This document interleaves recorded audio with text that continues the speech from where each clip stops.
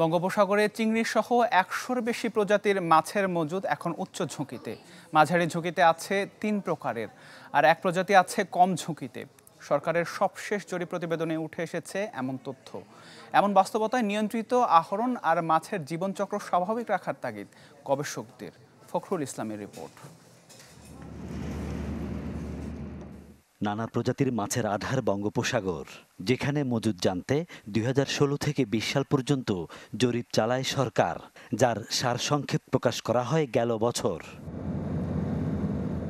এই গবেষণার আওতায় ১১২ ধরনের মাছকে জাত অনুযায়ী আলাদা করা হয় ৬ ভাগে।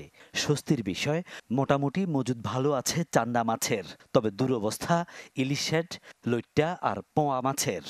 উদ্বেগের বিষয়, মজুদ তলানিতে ঠেকেছে চিংড়ি এবং বাকি সব মাছের, অর্থাৎ শতাধিক প্রজাতির মাছের মজুদই আছে হুমকিতে।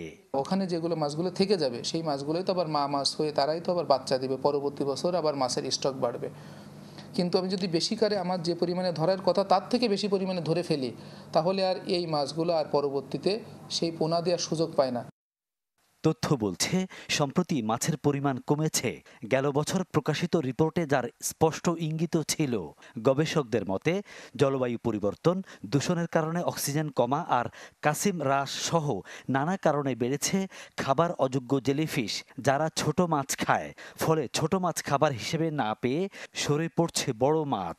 খাদ্য শৃঙ্খলগুলো ভেঙে যাচ্ছে, যার ফলে আপনার এখানে অপরিকল্পিতভাবে আমাদের বা এই নগরায়ন, দূষণ, এই যে মাছের কমে যাওয়া, এই সব কিছু আসলে এক সূত্রে গাঁথা।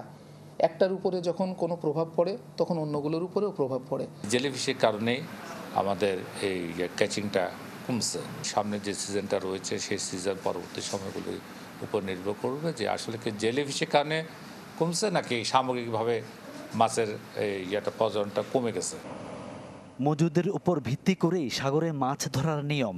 গেল বছরের ফেব্রুয়ারি থেকে বন্ধ রয়েছে মাঠ পর্যায়ের গবেষণা কার্যক্রম, কেননা এ কাজের একমাত্র নৌযান মিন সন্ধানের কিছু যন্ত্রাংশ নষ্ট। এছাড়াও রয়েছে জনবল নিয়োগের পরও পদায়ন সংকট। ফলে সাগরের বর্তমান অবস্থার তথ্য যুক্ত হবে না আগামীর গবেষণায়। এই যন্ত্রগুলো যেখানে বানায় ওখান থেকে আমাদের কালেকশন করে তারপরে ডকিংয়ে তোলার কথা। তাই আমরা মোটামুটি এগুলা শেষ করছি। বাংলাদেশ পাবলিক সার্ভিস কমিশনের মাধ্যমে আমরা 5 জনকে নিয়োগ দিতে পেরেছি। আশা করি অতি শীঘ্রই আমাদের জনবলের সংকট হয়তো কেটে যাবে। সাগরে মাছের মজুদ নির্ণয় ও আহরণ নীতি অনুসরণ জরুরি। এই জন্য গবেষণা হতে হবে নিয়মিত, তাগিদ বিশেষজ্ঞদের। ফখরুল ইসলাম, চ্যানেল 24, চট্টগ্রাম।